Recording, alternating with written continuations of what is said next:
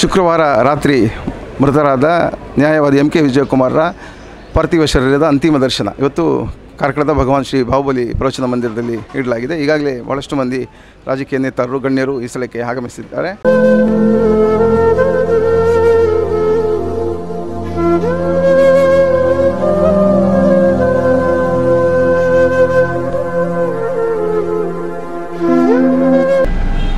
ಸನ್ಮಾನ್ಯ ವಿಜಯಕುಮಾರ್ ಅವರು ಸದಾ ಚಟುವಟಿಕೆಯಲ್ಲಿ ಇದ್ದುಕೊಂಡು ಹಿಂದೂಗಳ ಸಮಾಜದ ಎಲ್ಲ ಕಾರ್ಯಕ್ರಮಗಳಲ್ಲಿ ಭಾಗವಹಿಸಿದರು. ಅದಲ್ಲದೆ ನಮ್ಮ ಜೈನ ಸಮಾಜದ ಮುಖಂಡರಾಗಿ 2-3 ಮಸ್ತಕಾಭಿಷೇಕವನ್ನು ನಡೆಸಲಿಕ್ಕೆ ಅವರು ಸಹಾಯ ಮಾಡಿದವರು. ಸದಾ ಚಟುವಟಿಕೆಯಲ್ಲಿ ಇದ್ದುಕೊಂಡು ವಕೀಲ ವೃತ್ತಿಯಲ್ಲಿ ಹಲವಾರು ಅವರ ಶಿಷ್ಯರನ್ನು ರೆಡಿ ಮಾಡಿದ್ದಾರೆ. ಇವತ್ತು ನೋಡುವಾಗ ಸುಮಾರು ಜನ ಶಿಷ್ಯರು ಅವರ ಜೊತೆ ಇದ್ದುಕೊಂಡು ಮುಂದೆ ಬೆಳೆದವರಿದ್ದಾರೆ.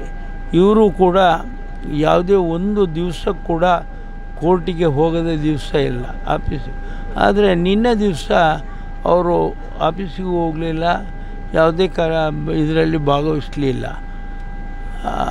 ಇವು ಸಡನ್ನಾಗಿ ನಮಗೆ ಒಂದು ಶಾಕ್ ಕೊಡುವಂಥ ಮರಣ ಅವರದಾಯಿತು. ನಾವೆಲ್ಲರೂ ಅವರ ಜೊತೆ ಬೆಳೆದವರು, ಅವ್ರ ಜೊತೆ ಇದ್ದವರು. ಅವರು ಚುನಾವಣೆಗೆ ನಿಂತಾಗ MLC ಚುನಾವಣೆ, MLA ಚುನಾವಣೆ ನಿಂತಾಗ ಕೂಡ ನಾವು ಅವ್ರ ಜೊತೆ ನಿಂತ್ಕೊಂಡು ಇದ್ದೆವು. ಹಾಗಾಗಿ ನಮಗೆ ಮನಸ್ಸಿಗೆ ಆಘಾತವಾಗಿದೆ. ನಮ್ಮ ಸಮಾಜದ ಹಿರಿಯ ಮುಖಂಡರು ಕೂಡ ಹೌದು. ಅವರ ಆತ್ಮಕ್ಕೆ ಶಾಂತಿ ಸಿಕ್ಕಲಿ ಎಂದು ಹೇಳ್ತಾ ನಾನು ಶಾಂತಿಯನ್ನು ಕೊಡ್ತೇನೆ. Thank you. ಇವತ್ತು ನಮ್ಮನ್ನಗಲಿದಂಥ ಎಂ ಕೆ ವಿಜಯಕುಮಾರ್ ಅವರು ಜಯಪ್ರಕಾಶ್ ನಾರಾಯಣ್ ಅವರ ಚಳುವಳಿಯಲ್ಲಿ ರಾಜಕಾರಣಕ್ಕೆ ಮತ್ತು ಸಾರ್ವಜನಿಕ ಜೀವನಕ್ಕೆ ಚಳುವಳಿ ಮೂಲಕ ಮೇಲೆದ್ದು ಬಂದವರು. ಅನೇಕ ಜನಪರ ಚಳುವಳಿಯನ್ನು ರೂಪಿಸಿಕೊಳ್ಳುತ್ತಾ ಮತ್ತು JP ಅವರ ನೇತೃತ್ವದಲ್ಲಿ ತುರ್ತು ಪರಿಸ್ಥಿತಿಯ ಕರಾಳ ದಿನಗಳನ್ನು ವಿರೋಧ ಮಾಡ್ತಾ ಒಂದು ಶಕ್ತಿಯಾಗಿ ರಾಜಕೀಯ ವ್ಯಕ್ತಿಯಾಗಿ ಬೆಳೆದು ನಿಂತು ನಂತರದ ದಿನಗಳಲ್ಲಿ ಜನತಾ ಪಕ್ಷದ ಮೂಲಕ, ಜನತಾ ದಳದ ಮೂಲಕ ಕಾರ್ಕಳ ಕ್ಷೇತ್ರದಲ್ಲಿ ಸುಮಾರು 3 ಬಾರಿ ಸ್ಪರ್ಧೆ ಮಾಡಿ, ನನಗೆ ನೆನಪಿರುವಂತೆ 3 ಬಾರಿ ಸ್ಪರ್ಧೆ ಮಾಡಿ ಸ್ವಲ್ಪ ಅಂತರದಲ್ಲಿ ಪರಾಜಿತರಾದರೂ ಕೂಡ ಜನಸೇವೆಯನ್ನು ತನ್ನ ಬದುಕಿನ ಒಂದು ಭಾಗವಾಗಿ ಮಾಡಿಕೊಂಡು ಇಷ್ಟು ಎತ್ತರಕ್ಕೆ ಬೆಳೆದವರು. ನಂತರದ ದಿನಗಳಲ್ಲಿ 80ರ ದಶಕದಲ್ಲಿ ಅಟಲ್ ಬಿಹಾರಿ ವಾಜಪೇಯಿ ಅವರ ನೇತೃತ್ವದಲ್ಲಿ ಭಾರತೀಯ ಜನತಾ ಪಕ್ಷ ಅಸ್ತಿತ್ವಕ್ಕೆ ಬಂದಾಗ ಬಹುತೇಕ ಕಾರ್ಕಳದಿಂದ 3 ಜನ ಅದರಲ್ಲಿ ಭಾಗವಹಿಸಿದ್ರಂತೆ. ಒಂದು ನಮ್ಮ ಬೋಳ ಪ್ರಭಾಕರ್ ಕಾಮತ್ರು, ಯಶವಂತ್ ಪೈಗಳು, ಮತ್ತೊಬ್ಬರು ಎಂ ಕೆ ವಿಜಯಕುಮಾರ್ ಅಂತ ಹೇಳಿದಂತೆ ನೆನಪು ನನಗೆ. ಆ ಹಿನ್ನೆಲೆಯಲ್ಲಿ ಆ 80ರ ದಶಕದ ನಂತರ ಮತ್ತೆ ಭಾರತೀಯ ಜನತಾ ಪಕ್ಷದಲ್ಲಿ ಸಕ್ರಿಯವಾಗುತ್ತಾ ಇವತ್ತಿನವರೆಗೂ ಕೂಡ ನಮ್ಮ ಇಲ್ಲಿಯ ಶಾಸಕರಾದ ಸುನಿಲ್ ಕುಮಾರ್ ಅವರಿಗೆ ಮತ್ತು ನಮ್ಮ ಇಡೀ ಜಿಲ್ಲೆಯ ನಮ್ಮ ಪಾರ್ಟಿಗೆ ಮಾರ್ಗದರ್ಶನ ಮಾಡುತ್ತಾ ಭಾಳ ಎತ್ತರಕ್ಕೆ ಬೆಳೆದು ಇವತ್ತು ನಮ್ಮನ್ನು ಅಗಲುವಂಥ ಪರಿಸ್ಥಿತಿ ಅನಿವಾರ್ಯವಾಗಿ ಬಂದುಬಿಟ್ಟಿದೆ. ಎಂ ಕೆ ವಿಜಯಕುಮಾರ್ ಅವರು ಜನಪರವಾದಂಥ ತನ್ನ ನಿಲುವನ್ನು ವ್ಯಕ್ತಪಡಿಸಿದಂಥ ರೀತಿ, ಸಂಕಷ್ಟದ ಕಾಲದಲ್ಲಿ ಪಾರ್ಟಿಗೆ ಮತ್ತು ನಮಗೆಲ್ಲರಿಗೂ ಕೂಡ ಧೈರ್ಯ ಕೊಟ್ಟು ನಮ್ಮನ್ನೆಲ್ಲ ಮುನ್ನಡೆಸಿದಂಥ ರೀತಿ ನಮ್ಮ ಬದುಕಿನಲ್ಲಿ ಬಹಳ ದಿನಗಳ ಕಾಲ ಹೆಚ್ಚುಳಿದು ಉಳಿಯುತ್ತೆ. ಆ ಹಿನ್ನೆಲೆಯಲ್ಲಿ ಇವತ್ತು ಬಂದವರ ಪಾರ್ಥಿವ ಶರೀರಕ್ಕೆ ನಮನಗಳನ್ನು ಸಲ್ಲಿಸಿ ಶ್ರೀದೇವರವರಿಗೆ ಸದ್ಗತಿಯನ್ನು ಕೊಡಲಿ ಅಂತೇಳಿ ಪ್ರಾರ್ಥನೆ ಮಾಡಿದ್ದೆ. ಧನ್ಯವಾದ. ಇವತ್ತು ಕಾರ್ಕಳಕ್ಕೆ ಒಂದು ತುಂಬಲಾರದ ನಷ್ಟ ಅಂತ ಹೇಳ್ಬೋದು. ಒಬ್ಬ ಕಾರ್ಯಕರ್ತರ ನಾಯಕನನ್ನು ನಾವು ಆಗಲಿದ್ದೇವೆ. ಯಾವಾಗಲೂ ಅಂದರೆ ವಿಶ್ವ ಹಿಂದೂ ಪರಿಷತ್ತಿರಲಿ, ಬಜರಂಗ ದಳದಲ್ಲಿ, ಯಾವುದೇ ಹಿಂದೂ ಸಂಘಟನೆಗಳಿರಲಿ ಅಥವಾ ರಾಷ್ಟ್ರೀಯತೆ ವಿಚಾರ ಬರುವಾಗ ಅಥವಾ ಧರ್ಮದ ವಿಚಾರ ಬರುವಾಗ ತಕ್ಷಣ ಸ್ಪಂದಿಸುವಂಥ ಒಬ್ಬ ನಾಯಕ ಅದು ಎಂ ಕೆ ವಿಜಯಕುಮಾರ್. ಅಂದರೆ ಅದು ಕೇಸ್ಗಳಿರ್ಬೋದು ಅಥವಾ ಯಾವುದೇ ಬೇರೆ ವಿಚಾರಗಳಿರ್ಬೋದು, ಈ ಎಲ್ಲ ವಿಚಾರಗಳಿಗೆ ಸ್ಪಂದಿಸುವಂಥ ಒಬ್ಬ ಎಂ ಕೆ ವಿಜಯಕುಮಾರನ್ನು ನಾವು ಆಗಲಿದ್ದೇವೆ. ಹಿಂದೂ ಸಮಾಜಕ್ಕೆ ಒಂದು ತುಂಬಲಾರದ ನಷ್ಟ. ಅಥವಾ ನಾನು ಹೇಳುವಂಥದ್ದು, ಇವತ್ತು ಕಾರ್ಕಳದ ನಾಗರಿಕರು ಇಡೀ ಪೂರ್ತಿ ಕಾರ್ಕಳಕ್ಕೆ ಒಂದು ತುಂಬಲಾರದ ನಷ್ಟ. ಕಾರ್ಕಳದಲ್ಲಿ ಯಾವುದೇ ಅದು ಕಷ್ಟದ ಪರಿಸ್ಥಿತಿ ಅಥವಾ ಯಾರು ಅದನ್ನು ತಮ್ಮ ಕುಂದುಕೊರತೆಗಳನ್ನು ಹೇಳಿದಾಗ ಅದಕ್ಕೆ ತಕ್ಷಣ ಸ್ಪಂದಿಸುವಂಥ ಒಬ್ಬ ನಾಯಕ ಶ್ರೀಯುತ ಎಂ ಕೆ ವಿಜಯಕುಮಾರ್ ಅವರು. ನಾವು ಇವತ್ತು ಅಗಲಿದ್ದೇವೆ. ಅವರ ಆತ್ಮಕ್ಕೆ ದೇವರ ಶಾಂತಿಯನ್ನು ಕೊಡಲಿ ಮತ್ತು ಇಡೀ ಕುಟುಂಬಕ್ಕೆ ಆ ದುಃಖವನ್ನು ಭರಿಸುವಂಥ ಶಕ್ತಿಯನ್ನು ಕೊಡಲಿ ಅಂತ ನಾನು ಪ್ರಾರ್ಥಿಸ್ತೇನೆ. ನಮ್ಮೆಲ್ಲರ ನಾಯಕರು, ಈ ಭಾಗದ ಹಿರಿಯ ವಕೀಲರು ಇವತ್ತು ನಿನ್ನೆ ರಾತ್ರಿ ಪರಮಾತ್ಮನ ಪಾದವನ್ನು ಸೇರಿದ್ದಾರೆ. ತುಂಬ ಬೇಸರದ ವಿಚಾರ. ಯಾಕೆ ಬೇಸರ ಅಂತ ಹೇಳಿದರೆ, ನಾವೆಲ್ಲ ಕೇಳಿದ್ದೀವಿ, ಈ ನಾಡು ಭಾಳಷ್ಟು ದಿವಸ ಅವರ ಸೇವೆಯನ್ನು ಮತ್ತು ಅವರ ನಾಯಕತ್ವವನ್ನು ನೆನಪಲ್ಲಿ ಇಟ್ಕೊಳ್ಬೇಕು. ಕೇಳ್ತೀವಿ ನಾವು, ಸತ್ತಂತೆ ಬದುಕುವ ಜನ, ಸತ್ತ ಮೇಲೂ ಬದುಕುವ ಜನ ಅಂತೇಳಿ. ಅವ್ರ ಒಳ್ಳೆಯ ಕೆಲಸಗಳಿಂದ, ಕಾರ್ಯಗಳಿಂದ ಅವರು ಒಂದಷ್ಟು ದಿವಸ ಜನಮಾನಸದಲ್ಲಿ ಖಂಡಿತ ಉಳಿತಾರೆ. ಕಾಲ ಕೆಲವರನ್ನು ಮರೆಸಿಬಿಡ್ತದೆ, ಮತ್ತು ಕೆಲವರು ಕಾಲವನ್ನೇ ಮರೆಸಿಬಿಡುವಷ್ಟು ಮಾನ್ಯರಾಗ್ತಾರಂತೆ. ಹಾಗಾಗಿ ಕಾಲವನ್ನು ಮೀರಿ ಕಾಲಾತೀತರಾಗುವಂಥದ್ದು, ಕಾಮವನ್ನು ಮೀರಿ ಕಾಮಾತೀತರಾಗುವಂಥದ್ದು, ಸೀಮೆಯನ್ನು ಮೀರಿ ಸೀಮಾತೀತರಾಗುವಂಥದ್ದು ಗುರಿ ಮತ್ತು ದಾರಿ ಸ್ಪಷ್ಟತೆ ಮಾಡಲು ಸಾಧ್ಯ ಆಗ್ತದೆ. ನಮಗೆಲ್ಲರಿಗೂ ಕೂಡ ನಮ್ಮ ಇವತ್ತು ಸಾವಿರಾರು ಲಕ್ಷಾಂತರ ಜನ ಕಾರ್ಯಕರ್ತರಿಗೆ ಈ ಕರಾವಳಿ ಭಾಗದಲ್ಲಿ ಒಂದು ಮಾರ್ಗದರ್ಶನ ಮಾಡ್ತಕ್ಕಂಥ ಪುಣ್ಯ ನಾವು. ಅವರು ಸೋತಾಗ ಕುಗ್ಗದೆ ಅಥವಾ ಗೆದ್ದಾಗ ಹಿಗ್ಗದೆ ಬದುಕನ್ನು ಸಮಚಿತ್ತವಾಗಿ ಸ್ವೀಕಾರ ಮಾಡಿದಂಥವ್ರು ಎಂ ಕೆ ವಿಜಯಕುಮಾರ್. ಅವರ ಸೋಲನ್ನು ಕೂಡ ನಗ್ತಾನೆ ಅವರು ಸ್ವೀಕಾರ ಮಾಡೋದನ್ನು ನಾವು ನೋಡಿದ್ದೀವಿ. ಇದು ರಾಜಕೀಯ ವ್ಯಕ್ತಿಗಳ ಸ್ಫೂರ್ತಿಯಿಂದ ಭಾವಿಸ್ತಾರೆ. ಹಾಗಾಗಿ ನಮ್ಮ ಏನು ಕಾಯಕ ಇದೆ ಅದರಲ್ಲಿ ನಾವು ಕೈಲಾಸವನ್ನು ಕಾಣಬೇಕು, ನಮ್ಮ ಕೆಲಸವನ್ನು ನಾವು ಮಾಡ್ತಾ ಹೋಗಬೇಕು, ಶ್ರೀಕೃಷ್ಣನ ಕರ್ಮ ಸಿದ್ಧಾಂತದ ಮೇಲೆ ನಂಬಿಕೆಯನ್ನು ಇಡಬೇಕು ನಾವು ಅಂತೇಳಿ ಸಿಕ್ಕಾಗೆಲ್ಲ ಹೇಳ್ತಿದ್ವಿ. ಹಾಗಾಗಿ ನಾವು ಒಂದಷ್ಟು ಹೆಜ್ಜೆ ಗುರುತನ್ನು ಬಿಟ್ಟು ಹೋಗ್ಬೇಕು, ಒಂದಷ್ಟು ಹೆಜ್ಜೆ ಗುರುತನ್ನು ಅವ್ರು ಬಿಟ್ಟು ಹೋಗಿದ್ದಾರೆ. ಸಾವು ಘೋರ, ಸಾಯುವವರಿಗೆಲ್ಲ ಅದನ್ನು ನೋಡ್ತಾ ಬದುಕುವವರಿಗೆ. ಹಾಗಾಗಿ ಖಂಡಿತ ಅವರ ಸಾವು ನಮಗೆಲ್ಲರಿಗೊಂದು ಶೂನ್ಯವನ್ನು ಇಲ್ಲಿ ಉಂಟು ಮಾಡಿದೆ. ಬದುಕು ಕೇಳುವ 100 ಪ್ರಶ್ನೆಗಳಿಗೆ ಸಾವಿನ ನಿಗೂಢವಾದ ಮೌನ ಉತ್ತರ ಆಗ್ತದೆ. ಒಂದು 106 ಪ್ರಶ್ನೆಗಳನ್ನು ನಮ್ಮ ಮುಂದೆ ಬಿಟ್ಟೋಗಿದ್ದಾರೆ. ಒಂದು ಹೇಳ್ತಾರೆ, ಅನಾಯಸೇನ ಮರಣಂ ವಿನಾ ದೈನ್ಯನ ಜೀವನಂ ದೇಹಾಂತೆ ತವ ಸಾನ್ನಿಧ್ಯಂ ದೇಹಿಮೇ ಪರಮೇಶ್ವರ. ಖಂಡಿತ ಒಂದು ಅರ್ಥಪೂರ್ಣ ಬದುಕನ್ನು ಬದುಕಿದ್ದಾರೆ. ಇದು ಯಾರಿಗೂ ಕೂಡ ಕಿಂಚಿತ್ತು ಒಂದು ಹನಿಯಷ್ಟು ಕೂಡ ಋಣವನ್ನು ಅವರು ಆರ ಭುಜಕ್ಕಂ ಭಾರವಾಗಿಸದೆ, ಆರ ಹೆಗಲಿಗೆ ತನ್ನ ಜವಾಬ್ದಾರಿ ಹೊರಿಸದೆ ಅವರು ಬಂದಷ್ಟೇ ಅನಾಯಾಸವಾಗಿ ಸಾವನ್ನು ಸ್ವೀಕಾರ ಮಾಡಿ ಅದು ನಡೆದು ಹೋಗಿದ್ದಾರೆ. ನಮಗೆ ಬಹಳ ದುಃಖ ಆಗ್ತದೆ. ಇದು ಖಂಡಿತವಾಗಿ ಅಂಥೊಬ್ಬ ನಾಯಕ ನಮಗೆ ಅಗತ್ಯ ಇತ್ತು. ವಿಷಯ ನನಗೆ ವೈಯಕ್ತಿಕವಾಗಿ ಋಣ ಇದೆ. ನಾನು ಚುನಾವಣೆ ನಿಂತಾಗ ತುಂಬ ಅವರು ಅನುಭವಸ್ಥರು.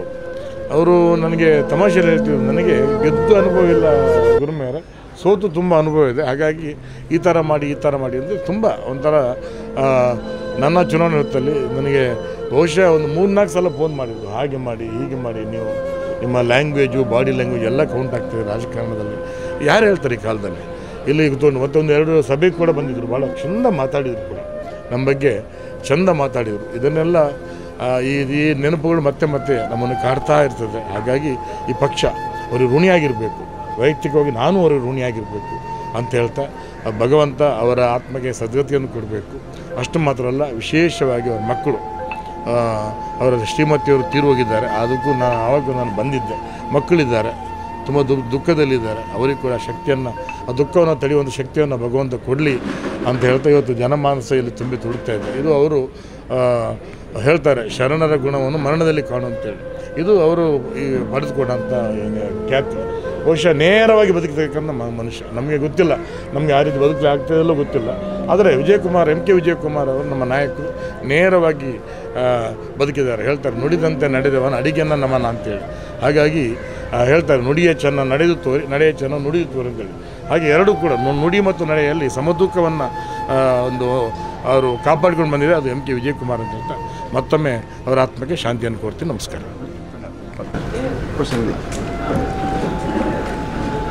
ನಾನು 20 ವರ್ಷ ಇರುವಾಗ, ಈಗ ನನಗೆ 60 ವರ್ಷ, ಎಂ ಕೆ ವಿಜಯಕುಮಾರನ್ನು ನೋಡಿದ್ದೇನೆ. 40 ವರ್ಷದಲ್ಲಿ ಅವರನ್ನು ನಾನು ಕಂಡುಕೊಂಡಂತೆ ಒಬ್ಬ ಅಪ್ಪಟ ದೇಶಪ್ರೇಮಿ, ಮಗುವಿನ ನಗು, ಇನ್ನೊಬ್ಬರನ್ನು ನಗಿಸಬೇಕು ಅನ್ನುವಂಥ ಭಾಳ ದೊಡ್ಡ ಹೃದಯವಂತ. ಬಹುಶಃ ಕಾರ್ಕಳಕ್ಕೊಂದು ಭಾಳ ದೊಡ್ಡ ಜ್ಞಾನ ಭಂಡಾರದ ಒಂದು ಲಾಸ್ ಇವತ್ತು ಆಗಿದೆ ಅಂತ ನನಗೆ ಅನ್ನಿಸ್ತದೆ. ನ್ಯಾಯಕೋಶದಲ್ಲಿ ಒಂದು ಭಾಳ ದೊಡ್ಡ ಶಬ್ದಕೋಶ ಅದು. ಬಹುಶಃ ಕಾರ್ಕಳದ ಜನರಿಗೆ ಎಷ್ಟು ಗೊತ್ತಿದೆ ನನಗೆ ಗೊತ್ತಿಲ್ಲ. ಅವರ ಹೃದಯ ವೈಶಾಲ್ಯತೆ, ಅವರ ಜ್ಞಾನ, ಅವರ ಮಾರ್ಗದರ್ಶನ. ನಾನು ಯಾವತ್ತೂ ಅವರ ಜೊತೆ ಕೂತು ಮಾತಾಡುವಾಗ ದೇಶದ ಬಗ್ಗೆ ಒಂದು 10-15 ನಿಮಿಷ ಮಾತಾಡದ ದಿನಗಳಿಲ್ಲ. ಈ ದೇಶವನ್ನು ಇಡೀ ಪ್ರಪಂಚದಲ್ಲಿ ಭಾಳ ಎತ್ತರದಲ್ಲಿ ನೋಡಬೇಕು ಅನ್ನುವಂಥ ಭಾಳ ದೊಡ್ಡ ಧೀಮಂತ ಶಕ್ತಿ ಅವರಿಗೆ. ಈ ಭಾಗದಲ್ಲಿ ಅವರ ಕುಟುಂಬಕ್ಕೆ ಮಾತ್ರ ಅಲ್ಲ, ಬಹುಶಃ ಇವತ್ತು ಎಷ್ಟೋ ಮಂದಿ ಕಣ್ಣೀರು ಹಾಕ್ತಾರೆ, ಅದರಲ್ಲಿ ನಾವು ಕೂಡ ಒಬ್ಬರು. 40 ವರ್ಷದಲ್ಲಿ ಒಂದು ಸ್ವಚ್ಛವಾದ ಒಂದೇ ರೀತಿಯ ಒಂದು ವ್ಯಕ್ತಿತ್ವವನ್ನು ನಾನು ನೋಡುವುದು ಭಾಳ ಅಪರೂಪ. ಜನರು ಬದಲಾಗ್ತಾರೆ, ಸಿದ್ಧಾಂತ ತುತ್ತಿಗೆ ಬದಲಾಗ್ತಾರೆ, ವ್ಯಕ್ತಿಗಳು ಸಿಕ್ಕಿದಾಗ ಬದಲಾಗ್ತಾರೆ, ಹಣ ಆದಾಗ ಬದಲಾಗ್ತಾರೆ, ವಿದ್ಯಾವಂತರಾದಾಗ ಬದಲಾಗ್ತಾರೆ, ಜ್ಞಾನವಂತರಾದಾಗ ಬದಲಾಗ್ತಾರೆ, ಹೊಗಳಿಕೆಯಿಂದ ಬದಲಾಗ್ತಾರೆ. ಆದರೆ ಈ ವ್ಯಕ್ತಿ ಮಾತ್ರ 6ಕ್ಕೆ ಏರದ್ದು ಇಲ್ಲ, 3ಕ್ಕೆ ಇಳಿದದ್ದು ಇಲ್ಲ. ಅವನು ಭಾಳ ಸ್ವಚ್ಛವಾದ ಬದುಕನ್ನು ಬಾಳಿದ್ದಾರೆ. ಅವರ ಹೋದಂಥ ಕ್ರಮ ಕೂಡ ಒಂದು ಭಾಳ ವಿಸ್ಮಯ ಅಂತ ಅನ್ನಿಸ್ತದೆ ನಮಗೆ. ಭಗವಂತ ಆ ಕುಟುಂಬಕ್ಕೆ ಇದನ್ನು ಸಹಿಸುವಂಥ ಶಕ್ತಿ ಕೊಡಲಿ. ಅಂಥ ಸಜ್ಜನರು ಒಂದಷ್ಟು ಹುಟ್ಟಿ ಬರಲಿ ಮಣ್ಣಿನಲ್ಲಿ ಅನ್ನೋದು ನಮ್ಮ ಹಾರೈಕೆ. ಇದಕ್ಕಿಂತ ದೊಡ್ಡ ಹಾರೈಕೆ ಏನಿಲ್ಲ. MK ವಿಜಯಕುಮಾರ್ ಅಂತ ಒಂದು ದೇಶ ಭಕ್ತಿ ಇರುವಂತಹ ಒಂದು ಜ್ಞಾನ ಭಂಡಾರ ಮತ್ತೊಮ್ಮೆ ಈ ಕಾರ್ಕಳದಲ್ಲಿ ಹುಟ್ಟಿ ಬರಲಿ ಅನ್ನೋದು ನಮ್ಮ ಪ್ರಾರ್ಥನೆ. ಕಾರ್ಕಳದ ಖ್ಯಾತ ನ್ಯಾಯವಾದಿಗಳು, ಯುವಕರಿಗೆ ಭಾಳ ಆಪ್ತರು ಆಗಿರುವಂಥ MK ವಿಜಯಕುಮಾರರು ನಿನ್ನೆ ನಿಧನ ಹೊಂದಿದ್ದಾರೆ. ನನ್ನ ಆತ್ಮೀಯ ಬಂಧು ಕೂಡ, ನನ್ನ ಅತ್ತೆಯ ಮಗ. ಬಾಲ್ಯದಿಂದಲೂ ಕೂಡ ನಾವು ಭಾಳ ಒಟ್ಟಿಗೆ ಬೆಳೆದವರು. ಅವರು ಕೋರ್ಟ್ನಲ್ಲಿ ವಾದಿಸಲಿಕ್ಕೆ ನಿಂತರೆ ಅದೊಂದು ವಾದ ಕೇಳುವುದೇ ಭಾಳ ಒಂದು ಇಷ್ಟ ಎಲ್ರಿಗೂ ಕೂಡ. ಅದರಲ್ಲಿ ಕೂಡ ಅವರು ಯಾವಾಗ ಲಾ ಪ್ರೊಫೆಷನ್ಗೆ ಇಳಿದ್ರು ಅಂದಿನಿಂದ ಫಸ್ಟ್ ಮೋಟೋನೇ ಅವರ ಕ್ಲೈಂಟ್. ರಾಜಕೀಯದಲ್ಲಿ ಇದ್ದರೂ ಕೂಡ ಅವರು ಅವರ ಕಾನೂನು ವೃತ್ತಿಗೆ ಹೆಚ್ಚಿನ ಇಂಬು ಕೊಡುವಂಥ ಕೆಲಸ ಮಾಡ್ತಾಯಿದ್ರು. ಅದರಿಂದಾಗಿ ಅವರ ಕ್ಲೈಂಟ್ಸಿಗೆ ಅವರಲ್ಲಿ ಬಹಳ ಅಭಿಮಾನ, ಪ್ರೀತಿ. ರಾಜಕೀಯವಾಗಿ ನಾನು ಮತ್ತು ಅವರು ಬೇರೆ ಬೇರೆ ಪಕ್ಷದಲ್ಲಿ ಬೆಳೆದವರು. ನಾನು ವೀರಪ್ಪ ಮೊಯ್ಲಿಯವರ ಶಿಷ್ಯ, ಅವರು BJPಯಲ್ಲಿ ಬೆಳೆದವರು. ಆದರೆ ಒಂದು ದಿನ ಕೂಡ ನಮ್ಮೊಳಗೆ ಕಾನ್ಫಿಡೆನ್ಸ್ ಬರಲಿಲ್ಲ. ವೀರಪ್ಪ ಮೊಯ್ಲಿಯವರಿಗೆ 72ರಿಂದ ಚುನಾವಣೆಯಲ್ಲಿ ನಾನು ಇಲ್ಲಿ ಬಂದು ಕೆಲಸ ಮಾಡುವಾಗ, ನಾನು ಮೂಡುಬಿದಿರೆಯಲ್ಲಿ ಇದ್ದರೂ ಕೂಡ ವೀರಪ್ಪ ಮೊಯ್ಲಿಯವರು ಮೂಡುಬಿದಿರೆಯವರು. ನಮಗೆ ಆ ನಂಟು ಬಾಲ್ಯದಿಂದಲೂ. ರಾಜಕೀಯವಾಗಿ ನಾನು ಕಾರ್ಕಳಕ್ಕೆ ಬಂದು ಅವರೊಟ್ಟಿಗೆ ಕೆಲಸ ಮಾಡ್ತಾಯಿದ್ದೆ. ಒಂದು ಕೂಡ ದಿನ ಕೂಡ ನನಗೆ ನನ್ನ ಭಾವ ಕೇಳಲಿಲ್ಲ, ನೀನು ಯಾಕೆ ಕಾಂಗ್ರೆಸ್ಗೆ ಹೋಗಿದ್ದೀಯಾ ಅಂತ ಕೇಳಲಿಲ್ಲ, ನೀನು ನನ್ನ ರೈವಲೊಟ್ಟಿಗೆ ನೀನು ಕೆಲಸ ಮಾಡ್ತೀಯ ಅಂತ ಕೂಡ ಕೇಳಲಿಲ್ಲ. ಕಾಪಿ ಅವರ ಮನೆಯಲ್ಲಿ ಕುಡಿದು ನಾನು ವೀರಪ್ಪ ಮೊಯ್ಲಿಯವರೊಟ್ಟಿಗೆ ಕೆಲಸ ಮಾಡಲಿಕ್ಕೆ ಹೋಗ್ತಾ ಇದ್ದಂಥ ದಿನಗಳು ಕೂಡ ಇತ್ತು ಎಂಬುದನ್ನು ಕೂಡ ಇಲ್ಲಿ ಹೇಳಲಿಕ್ಕೆ ಇತ್ತು. ಒಂದು ದಿನ ಕೂಡ ನಮ್ಮೊಳಗೆ ಯಾವುದೇ ರೀತಿಯ ಗೊಂದಲ. ಯಾಕೆಂದರೆ ನನ್ನ ತಂದೆಯ ಮೇಲೆ ಭಾಳ ಅಭಿಮಾನ. MK ವಿಜಯಕುಮಾರರ ಮಾವ ನನ್ನ ತಂದೆ. ನನ್ನ ತಂದೆ ಬನಾರಸ್ ವಿಶ್ವವಿದ್ಯಾಲಯದಲ್ಲಿ ಕಲಿತವರು. ಆದ್ದರಿಂದ ಇವರಿಗೆ ಎಲ್ಲ ಅಳಿಯಂದ್ರಿಗೆ ಅವರ ಹತ್ರ ಭಾಳ ಇಷ್ಟ. ನನ್ನ ತಂದೆಯ ಇಂಗ್ಲೀಷ್ ಲ್ಯಾಂಗ್ವೇಜ್ ಎಲ್ಲ, ಆಮೇಲೆ ಕ್ರಿಕೆಟ್ ತಂದೆದ್ದು. ಹಾಗೆ ಅವರಿಗೆ 3 ಜನ ಮಾವಂದಿರು ಇದ್ದರು. ನನ್ನ ತಂದೆ ಭಾಳ ಪ್ರೀತಿಯ ಮಾವ. ಇವತ್ತು ಅವರು ಕೃಷಿ ಮಾಡುವಂಥ ಕೆರವಾಶೆ, ಅದು ನನ್ನ ತಂದೆಯ ಹತ್ತಿರ ಇದ್ದದ್ದು. ನಮ್ಮಲ್ಲಿ ಜೈನರಲ್ಲಿ ಅಳಿಯಕಟ್ಟು. ನನ್ನ ತಂದೆ ನಿಧನ ನಂತರ ಆ ಭೂಮಿಯನ್ನು ನಾವು ಅವರಿಗೆ ಬಿಟ್ಟುಕೊಟ್ಟಿದ್ದೇವೆ. ವಿದೌಟ್ ಕೋರ್ಟಿಗೆ ಮೆಟ್ಟಲಿಗೆ ಹೋಗಲಿಲ್ಲ. ತಂದೆ ತೀರಿ 15 ದಿನದ ಒಳಗೆ ಆ ಭೂಮಿಯನ್ನು ಅವರಿಗೆ ಬಿಟ್ಟುಕೊಡುವಂಥ ಕೆಲಸ ನಾವು ಕೂಡ ಮಾಡಿದ್ದೇವೆ. ಯಾವಾಗಿನಿಂದ ಕೂಡ ನಮಗೆ ಫ್ಯಾಮಿಲಿಯಲ್ಲಿ ಡಿಸ್ಪ್ಯೂಟ್ ಇಲ್ಲವೇ ಇಲ್ಲ. ನಾವು ಒಟ್ಟಿಗೆ ಪ್ರೀತಿ ವಿಶ್ವಾಸದಿಂದ ಬದುಕಿದವರು. ಆದ್ದರಿಂದ ಮತ್ತು ಅವರ ಲ್ಯಾಂಗ್ವೇಜ್ ಫ್ಲೂಯೆನ್ಸ್ ಆಫ್ ಇಂಗ್ಲೀಷ್, ಯಾಕೆಂದರೆ ಅವರು ಬೆಂಗಳೂರಿನಲ್ಲಿ ಲಾ ಮಾಡಿದವರು. ಅವರ ತಂದೆ ದೊಡ್ಡ ಸಂಸ್ಕೃತ ವಿದ್ವಾನ್. ಆದ್ದರಿಂದ ಇಂಗ್ಲೀಷ್ನಲ್ಲಿ ಭಾಳ ದೊಡ್ಡ ಹಿಡಿತ ಇತ್ತು ಅವರಲ್ಲಿ. ಅವರು ಯಾವಾಗಲೂ ಒಂದು ಕಾಲೇಜ್ನಲ್ಲಿ ಫಂಕ್ಷನ್ಗೆ ಹೋದರೆ ಇಂಗ್ಲೀಷ್ನಲ್ಲಿ ಮಾತಾಡಿದರೆ ಅದರದ್ದೊಂದು ಲ್ಯಾಂಗ್ವೇಜಿನ ಹಿಡಿತವೇ ಬೇರೆ. ಅದರಿಂದ ಎಲ್ಲ ಅವರ ಪ್ರೊಫೆಸರ್ಸ್ ಭಾಳ ಖುಷಿ ಪಡ್ತಾಯಿದ್ರು. ಅವರ ಫ್ರೆಂಡ್ಸ್ ಈಗಲೂ ಕೂಡ ಹೇಳ್ತಾರೆ, ನನ್ನ ಹತ್ರ ಬೆಳಗ್ಗೆಯಿಂದ ಮಾತಾಡುವಾಗ ಹೇಳಿದರು. ದಾಮೋದರ್ ಕಿಣಿ ಅವರು ಒಂದು ದಿವಸ ಅವ್ರ ಭಾಷಣ ಕೇಳಿ ಅವರನ್ನು ಬೇಷ್ ವಿಜಯಕುಮಾರ್ ಅಂತ ಹೇಳಿ ಬೆನ್ನು ತಟ್ಟಿದ್ರಂತೆ. ಹಾಗೆ ಅವರ ಹತ್ರ ಒಂದು ವಾಗ್ಮಿ ಇಂಗ್ಲೀಷ್ನಲ್ಲಿ ದೊಡ್ಡ ಹಿಡಿತಾ ಇತ್ತು. ರಾಜಕೀಯ ಭಾಷಣದಲ್ಲಿ ಕೂಡ ಜನ ಭಾಳ ಮೆಚ್ಚುತ್ತಾ ಇದ್ದರು ಆ ಕಾಲದಲ್ಲಿ. ಈಗಿನ ಕಾಲಘಟ್ಟ ಬೇರೆ. ಆ ಕಾಲಘಟ್ಟದಲ್ಲಿ ಅವರ ಮಾತಿಗೆ ಭಾಳ ಬೆಲೆ ಇತ್ತು. ಭಾಳ ಕಮ್ಮಿ ಮಾರ್ಜಿನಲ್ಲಿ ಸೋಲ್ತಾಯಿದ್ರು, 4,000 5,000 ಒಟ್ಟಿನಲ್ಲಿ. ಅದರಲ್ಲಿ ಕೂಡ ಅವರಿಗೆ ಏನಾಯಿತು ಅಂತ ಹೇಳಿದರೆ, ಅವರು ಹಿಂದೆ ಜನತಾ ದಳದಲ್ಲಿದ್ದರು. ಆ ಜನತಾ ದಳ ಹೋಗಿ ಆದಮೇಲೆ BJP ಪಕ್ಷಕ್ಕೆ ಬಂದರು. ಆದರೆ BJPಯಲ್ಲಿ ಮುಂದಿನ ದಿನಗಳಿಗೆ ಅವ್ರಿಗೆ ಅವಕಾಶ ಕೂಡ ಆಗಲಿಲ್ಲ. ಅವರು ಕೂಡ ಅವರ ಲಾ ಪ್ರೊಫೆಷನನ್ನೇ ಹಿಡ್ಕೊಂಡು ಮುಂದುವರೆದರು.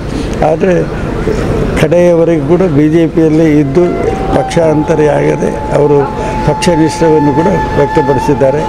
ಇವತ್ತು ಜಸ್ಟಿಸ್ ನಜೀರ್ ನಮ್ಮ ಗವರ್ನರ್ ಆಫ್ ಆಂಧ್ರ ಪ್ರದೇಶ, ಅವರಿಗೆ ಇವರ ಮೇಲೆ ಅಪಾರವಾದ ಪ್ರೀತಿ.